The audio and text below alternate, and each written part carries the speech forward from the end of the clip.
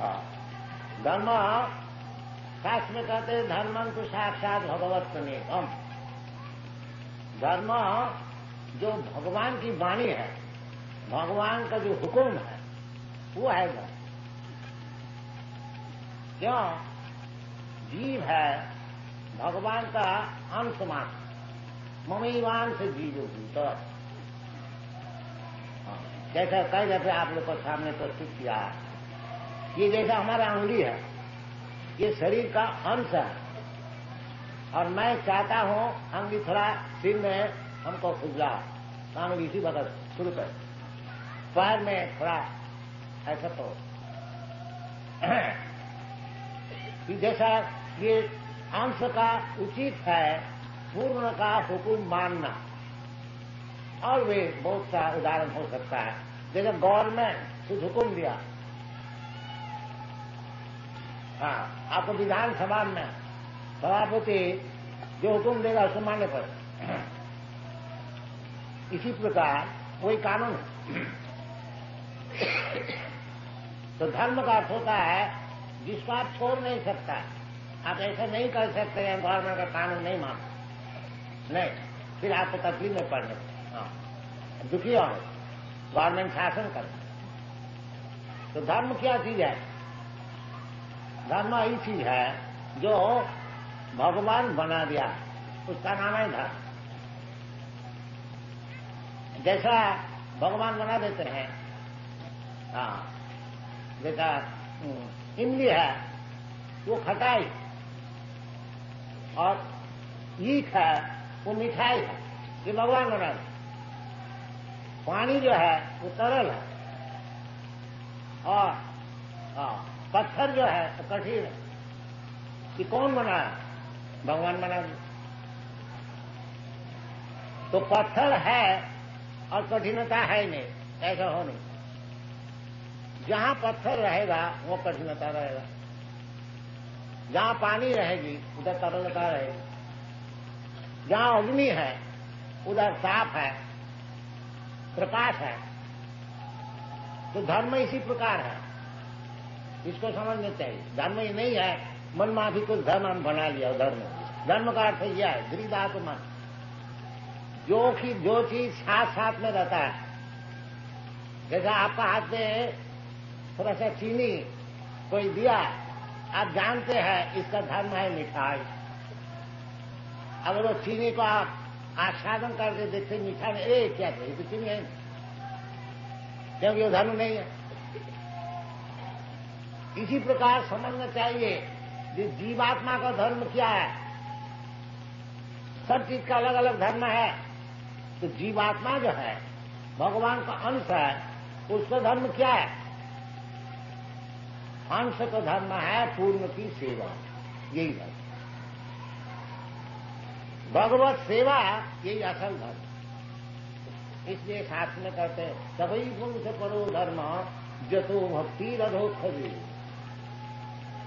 धर्म तो ऐसे बहुत से हैं नाना प्रकार के, बाकी वो शास्त्र में कहते ये सब चीटिंग धर्म, ये सब धर्म है।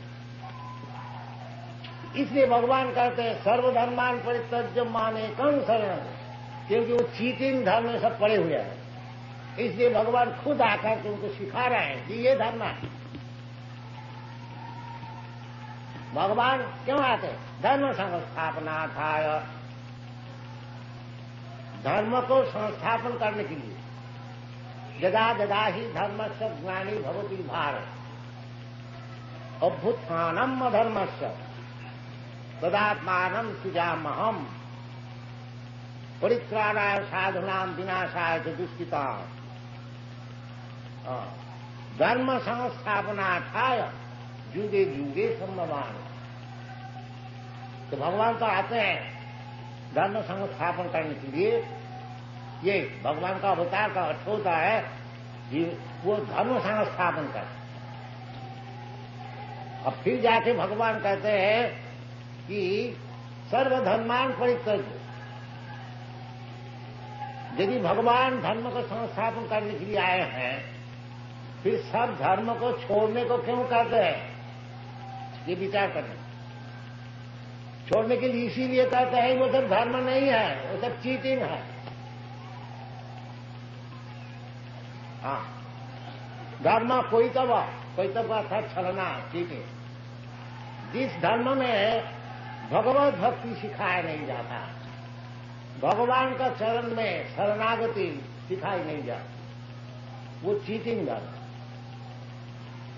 स्पष्ट बताकर सबही मुंह से करोगे, वही श्रेष्ठ धर्म, उत्कृष्ट धर्म, जिस धर्म द्वारा भगवत भक्ति सिखाया जाए।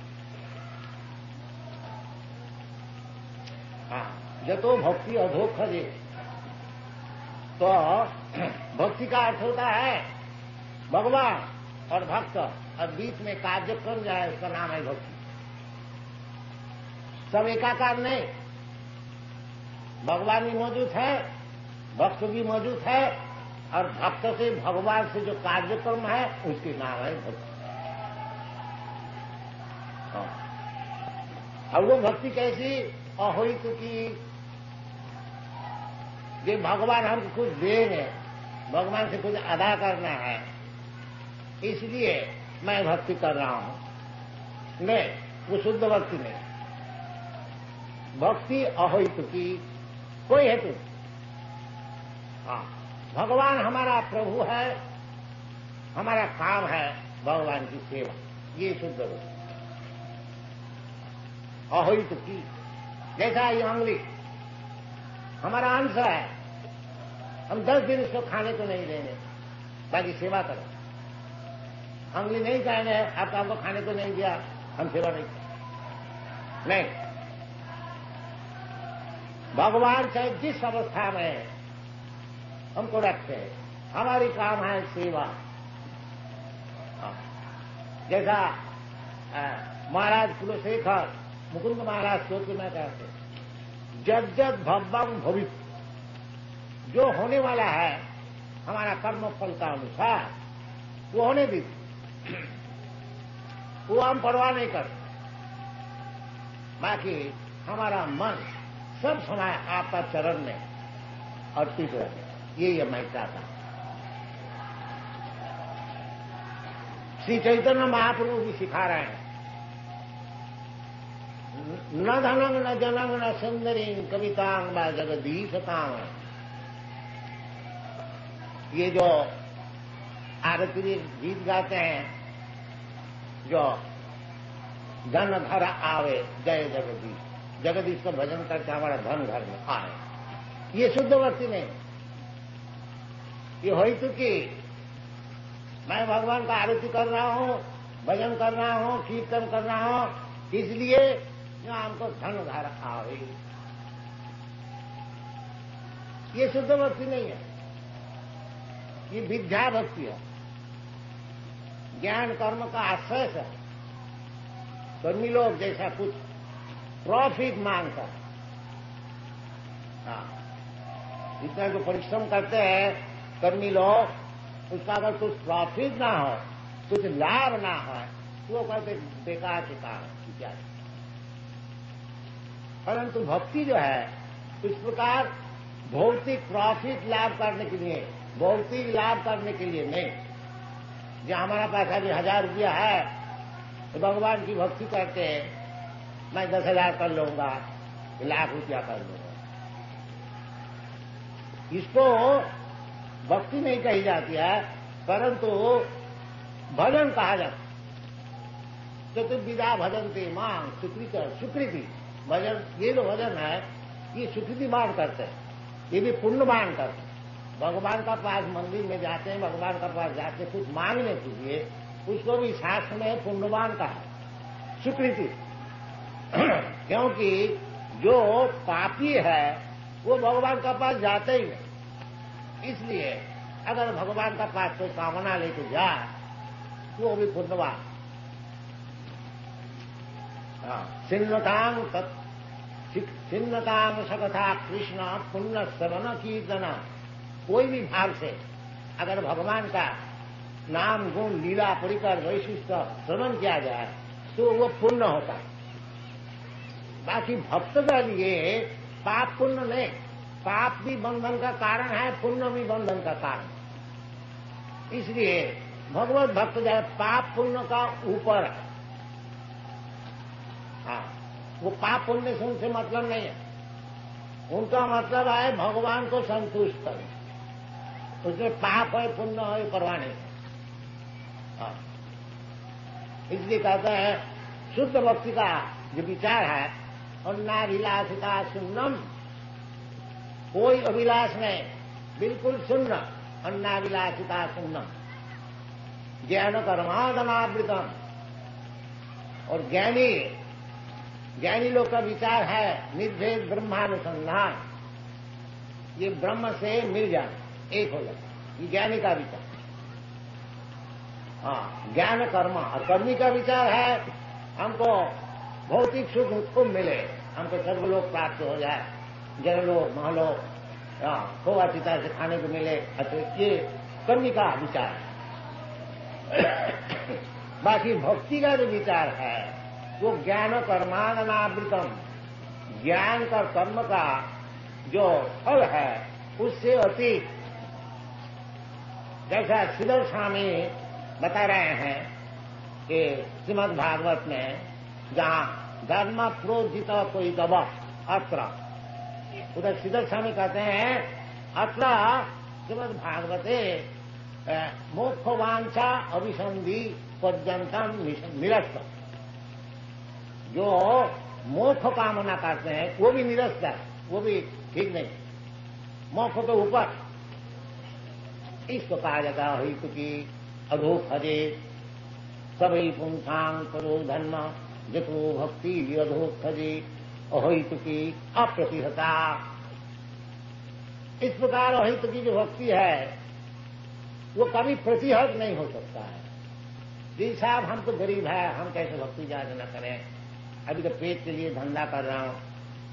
नहीं, अप्रतिहता, चाहे अब गरीब है, चाहे अमीर है, चाहे मूर्ख है, जो कोई है, चाहे नीच है, चाहे पापी है, सबके लिए खुला। अहित की अप्रतिहता, कोई प्रतिहत नहीं हो सकता। केवल चाहिए हमको निश्चित करना कि आज से मैं भगवान का चरण में अर्पित हो जाऊंगा, काम कर।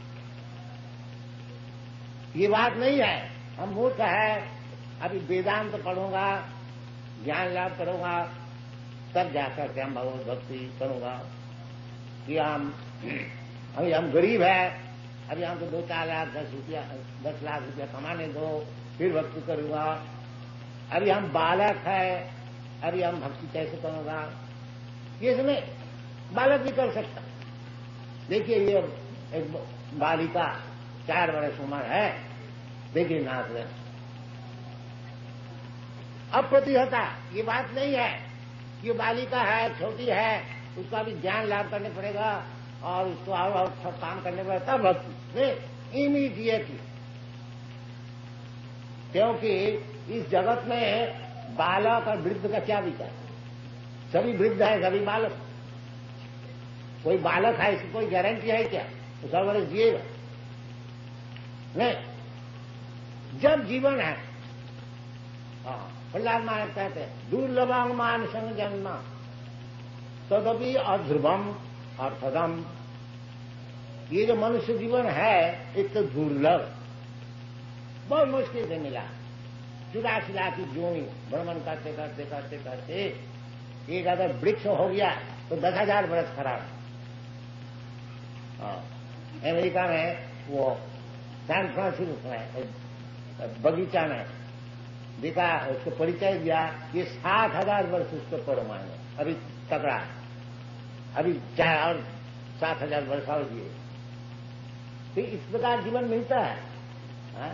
ऐसे लंबा चौड़ा जीवन मिलने से क्या लाभ है? बड़े बड़े साइंटिस्ट लोग कहते हैं कि मनुष्य समाज को ज्यादा करके जिंदा रहे।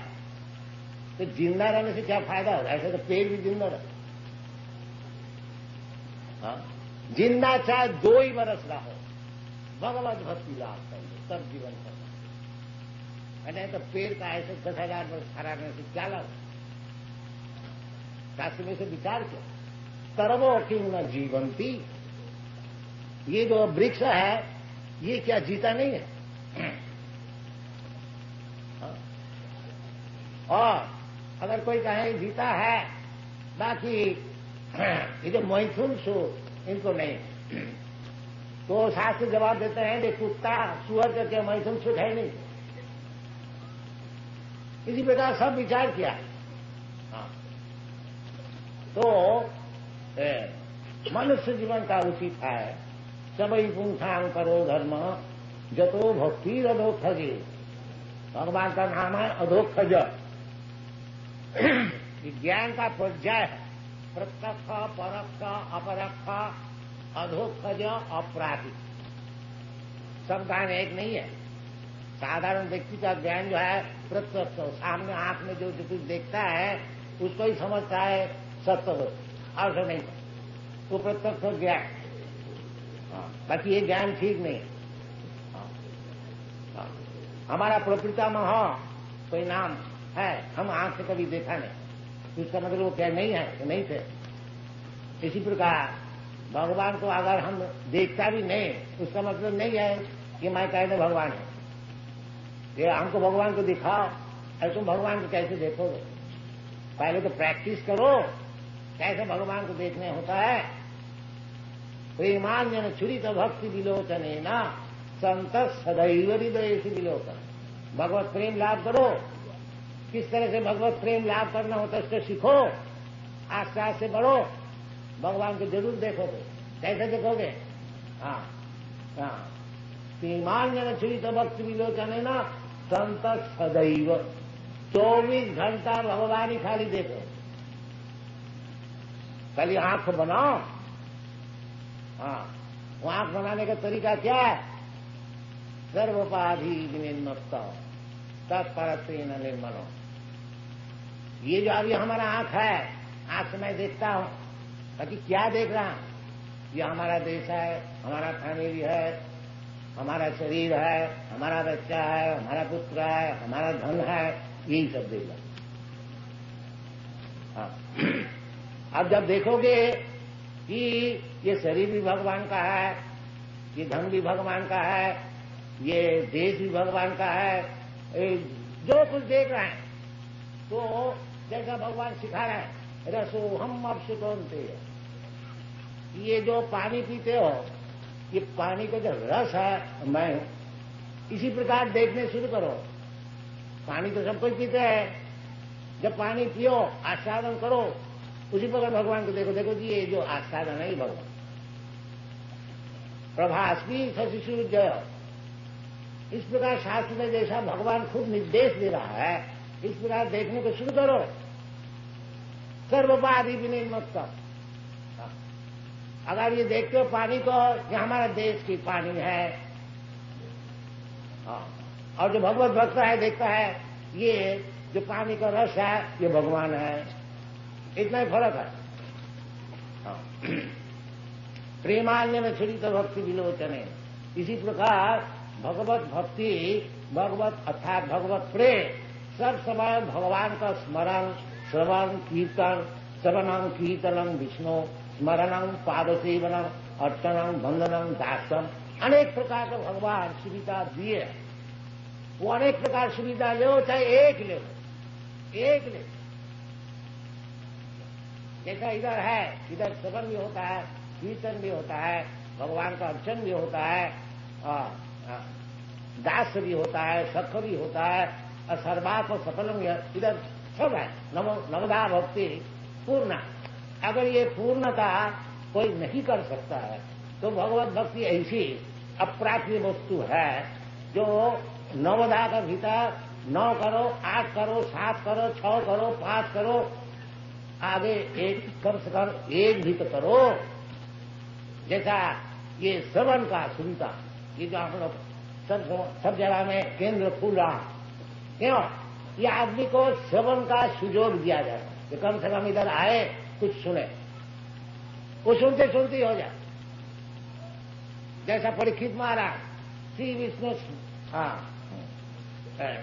श्रवणे परीक्षित अभवत भैया सखीत। जो परीक्षित महाराज जब उनको मरने का समय हुआ, 7 दिन नोटिस मिला, देखो जी 7 दिन में तुमको मरने पड़े। तो ब्राह्मण बालक उसको सांप दे दिया, तो तुमको मारने को बड़ा अन्याय क्या था। उसी से कलियुग शुरू हो गया। तो उनको 7 दिन टाइम मिला, तो 7 दिन क्या करनी चाहिए। तो सब बड़े बड़े ऋषि, बड़े बड़े सब देवताओं का तथागत पृथ्वी के सम्राट सब पहुंच गए। तो उस समय सुखदेव गोस्वामी पहुंच गए, क्योंकि परीक्षित महाराज भक्त थे और सुखदेव गोस्वामी उस समय पहुंच गए। फिर इतना बड़ा भारी भक्त है, जब प्राण त्याग करेंगे मैं उनको थोड़ा देख गया हूं। उनके पिताजी व्यास देव भी मौजूद थे। तो अनेक प्रकार ऋषि, नाशो मुनि जस्य मतंग न भिन्नम, अनेक प्रकार परीक्षित महाराज पूछा कि अब अंतिम समय में हमको क्या करना चाहिए। तो कोई कहा योग करिए, कोई कहा ध्यान कीजिए, कोई कहा ध्यान कीजिए, कोई कहा कर्म कीजिए, कर्म कांड का कीजिए। बाकी सुखदेव गोस्वामी ने बताया महाराज आप केवल भगवान का कीर्तन सुनिए, श्रीमद् भागवत सुनिए। तो सब ऋषि लोग सहमत हो, जो ये जो सुखदेव गोस्वामी कह रहे हैं यही चीज। तो महाराज सुना और कुछ कार्यक्रम नहीं किया, केवल बैठ कर भागवत सुना। इसीलिए श्रवण परीक्षित महाराज केवल श्रवण करके वो मुक्त हो गया, भगवान का चरण उसको प्राप्त हो गया। और सुखदेव गोस्वामी केवल कीर्तन कर, ये कीर्तन, ये जो हम अभी आप लोग को सुना रहा हूं ये भी कीर्तन का अर्थ नहीं है कि ढोल और झांझ लेकर के कीर्तन हो। कीर्तन कीर्तयति, भगवान का गुणगान जहां विचार होता है वो भी कीर्तन। तो श्रवणम कीर्तनम विष्णु, पर और किसी का नहीं। जब हम लोग मीटिंग में जाते हैं, कोई पॉलिटिकल लीडर का विषय सुनते हैं, वो श्रवण नहीं, श्रवणम कीर्तनम विष्णु, इसमें काम बना। और नहीं तो वो यूनाइटेड नेशन में केवल श्रवण कीर्तन ही होता है, अनशन इधर उधर बकता है ऐसा 20 वर्ष से पीस स्थापन करने के लिए। वो श्रवण से कुछ काम नहीं थे, वो चाहे हजारों वर्ष करते थे, ये श्रवण से काम।